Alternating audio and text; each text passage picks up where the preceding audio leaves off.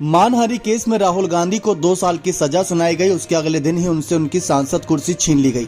तब से कई सारे नेता इसी बात को लेकर सवालात खड़े कर रहे हैं विपक्ष के कि कानूनी नियमों के तहत अगर ये सब कुछ हुआ है तो बहुत ठीक है, लेकिन अगर खिलाफ हुआ है तो राहुल गांधी के साथ ही नहीं बल्कि लोकतंत्र में यहाँ पर यह सरकार का बहुत बड़ा कदम है। इसको लेकर लगातार कांग्रेस और उनके साथ विपक्षी पार्टियां यहाँ पर दबाव बना रही है केंद्र सरकार पर, और साथ ही साथ कोर्ट के भी चक्कर अब राहुल गांधी ने लगाने शुरू कर दिए हैं, याचिकाएं दर्ज करा दी। लेकिन अब ये जानने की कोशिश करते हैं कि क्या राष्ट्रपति द्रौपदी मुर्मू की इस मामले में कोई भूमिका बनती है। जब इस मामले को जानने की कोशिश की गई तो यहां पर सामने आया पीडीटी आचार्य का एक बयान, जिसको सुनकर हर कोई दंग था कि किन नियमों के तहत यहां पर राष्ट्रपति की भूमिका होती है।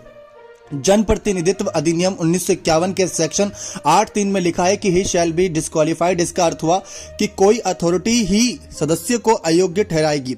ये अथॉरिटी कौन है, ये समझने के लिए हमें संविधान के आर्टिकल 103 को देखना होगा।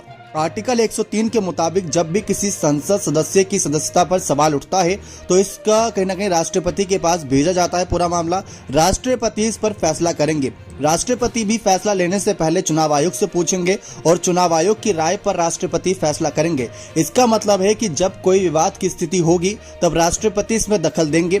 आर्टिकल 102 में बताया गया है कि किन किन आधारों पर किसी सांसद की संसद सदस्यता जा सकती है। इसमें बताया गया कि जनप्रतिनिधित्व कानून के तहत जिस भी सदस्य की सदस्यता रद्द की जाएगी उस पर राष्ट्रपति ही फैसला लेंगे। ये बात साफ की गई है।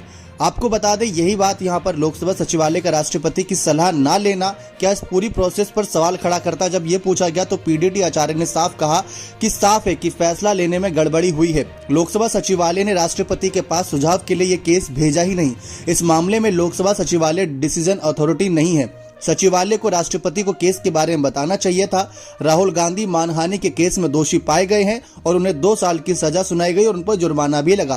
क्या ऐसे मामले में राहुल गांधी की सदस्यता रद्द की जानी चाहिए या नहीं? तो यहाँ पर जब ये सवाल आया तो उसके बाद राष्ट्रपति का फैसला आने के बाद ही लोकसभा सचिवालय नोटिस जारी कर सकता था। पूरे केस में सचिवालय लोकसभा ने ही अपना फैसला ले लिया है। ये उनके अधिकार क्षेत्र से बाहर रहता है।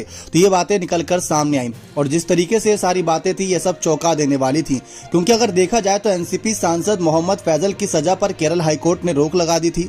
उनकी सदस्यता बहाल हो गई क्योंकि राहुल गांधी की सदस्यता भी बहाल हो सकती है, ऐसी यहाँ पर तमाम बातें हो रही थी। लेकिन जिस तरीके से राष्ट्रपति द्रौपदी मुर्मू की यानी कि एक राष्ट्रपति की भूमिका को लेकर इस केस में सवाल निकलकर सामने आ रहे थे तो उसका जवाब यह है कि राष्ट्रपति चुनाव आयोग से विचार विमर्श करके सारा फैसला लेता। तो क्या ये मान लिया जाए कि अगर ये सब खिलाफ हुआ तो कहीं ना कहीं चुनाव आयोग और राष्ट्रपति को सामने आकर इस मामले को पूरा क्लियर कर देना चाहिए कि क्या कुछ बातें थी। वैसे तो यहाँ पर देखा जाए तो कांग्रेस पार्टी के कई नेताओं ने और विपक्ष के नेताओं ने कहा था कि हम द्रौपदी मुर्मू से यानी राष्ट्रपति से मुलाकात करेंगे और मुलाकात करके इस पूरे मामले पर बात करेंगे, लेकिन ऐसा कुछ भी अभी तक होता नजर नहीं आया है।